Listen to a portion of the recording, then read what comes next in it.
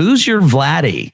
The issue is foreign policy, and the question is, will diplomacy deter Russia from invading the Ukraine? Roll credits.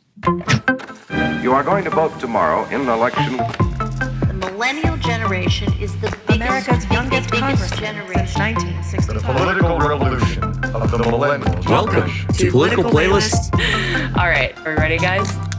Happy Hour. Happy hour. We fucked that up so bad. God.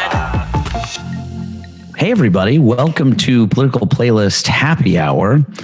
Now, before we get started, I think we have to address a couple of things. I know you're used to hearing our pretty voices on the podcast airwaves, but now you are also going to get to see our pretty faces on the YouTube airwaves. But here's the deal. It's still Michael Kristoff. Anna Musky-Goldwyn. And Anthony Barkett. And we are here for happy hour, drinks in hand, to attack the issues through the lens of young congressional leaders under the age of 45. And we're doing it with drinks in hand because, let's face it, talking politics with a cocktail in hand is just a little bit better than doing it otherwise. So as we just said before the little credit intro there, the issue is foreign policy. And if anyone has been looking at anything news related, they're seeing that there's a slightly alarming escalation of potential violence in Eastern Europe. That is Russia potentially invading Ukraine. So a number of our political leaders have been talking about this, but I kind of want to first throw it to you guys and ask you, what do you guys make of this situation? Do we think diplomacy, which we're currently trying right now, is going to work? What's the deal? Honestly, I think it's terrifying. I'm curious sort of what you're going to bring to the table with this, because I feel like, admittedly, I don't know that I understand all shapes and sizes of what's going on. I feel like everything that I read and glance over is very much, it's just like escalation, escalation, escalation. And I also feel like the sort of backlash response from Russia is very much like, no, it's your fault for sending troops, so I guess generally I'm not hopeful, because it seems like it's just escalating military tensions. But admittedly, I would like to learn more if you have more to share. I just quick hot take from me. I have 3 issues here. Wow. The first, knock them down. Wow. I think I need another drink for this. The first is being, I think there should have been much stricter sanctions put on Russia with the oil pipeline, the new one that's going into Europe. Germany. Well, yeah, going into Germany. And I think that it's just going to be causing Europe to be so much more dominated by Russia from utilization of this pipeline that we're giving up. And that should have been the first thing. I think the UN should probably just get rid of itself, because it needs to have stricter policies in place to protect borders. So we're not dealing with these political border issues throughout the entire world and scaring everyone. And third, I think it would be ridiculous if the US actually gets into another war right now to essentially protect Ukraine. Basically, we're coming up on the 40-year anniversary of the fall of the Soviet Union. And so this has been kind of a big milestone for Vladimir Putin as far as the new Russia that he kind of sees, right? And so I think getting back to our leaders and what folks are saying here domestically, I think that there seems to be a hope that diplomacy is going to win out, but there's a fear that our threats, as it were, are pretty toothless. Something I'm hearing from a lot of talking points right now is that we have no ambassador to the Ukraine. And I think what's interesting to look at with that is the fact that what happened to him? Did he? Well, so yeah, died. Yeah, no, he didn't die. I'm kidding.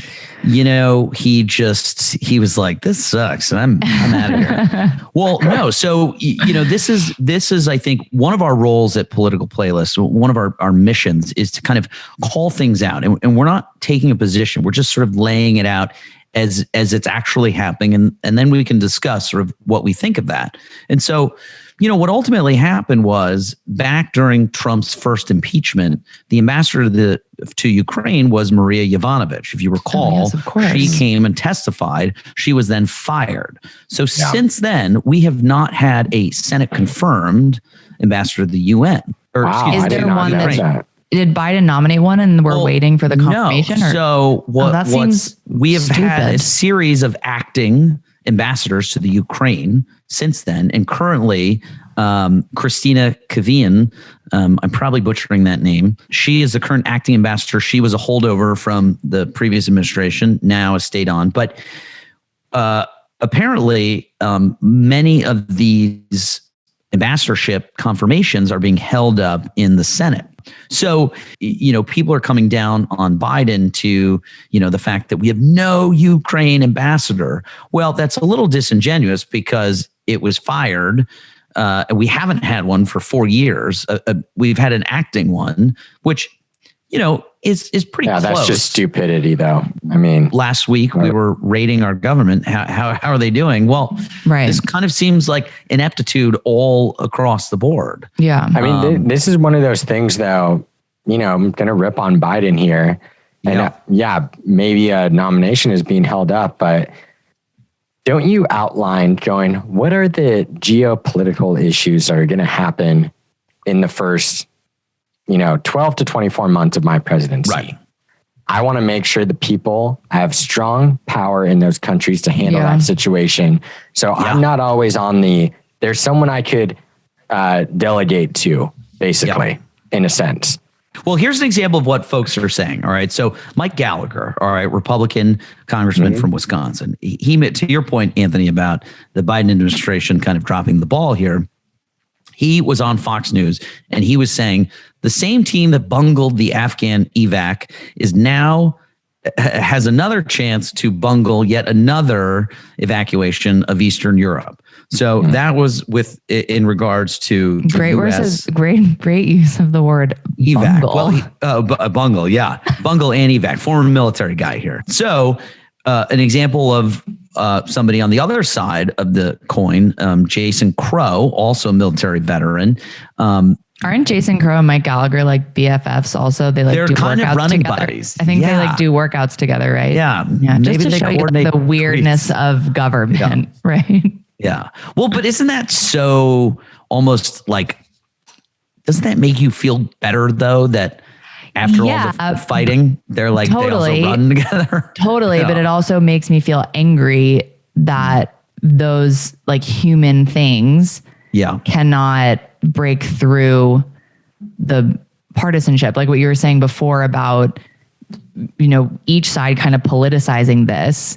It's just very depressing because it's like, this is like the Afghanistan thing, which, I think we can argue the administration was sort of responsible for that plan. But this is like, there's so many things at play.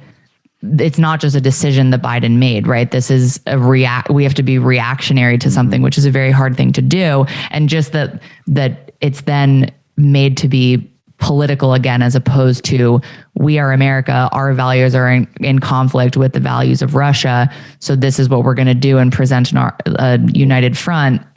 I find it very sad that we can't figure out how to do that without, chomping at each other. So what's happening with the other? What are other people saying? I'm interested. Well, so get to the point. Tom. Well, no, but Anna, you're totally right, and there is, to surprise to nobody, there is a massive politicization of this, right? So you have a lot of folks on the right talking about the Biden administration's failures with regard to Afghan policy and evacuation.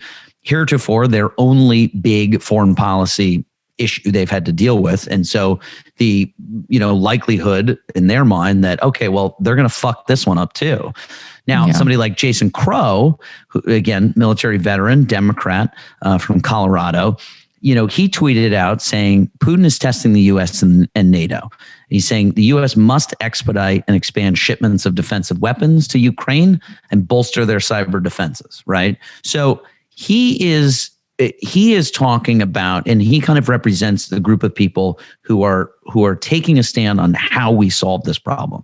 I think generally what we're seeing from the right is not so much a definitive proposal as to what we should do, but more of almost a rhetorical warning that like, hey, this is going to be bad. This is going to be bad. Yeah. Yeah. I mean, I think Tom Cotton gave an interview and was literally just like, this is Biden's fault. Right. And so, that's actually so funny. I was just thinking what should literally be mandatory is each side needs to present their proposals within a 24-hour period. Right. And I'm sure there's great ones on each side. I just want to live in Anthony's Congress. Like you're locked in the room forever and you just get pizza delivered to you. A 24-hour rule to deliver an entire piece of legislation. You know what? Pizza on Mondays. Yeah. Taco Tuesday on Tuesdays. Yeah. Whiskey Wednesdays. Whiskey Wednesdays.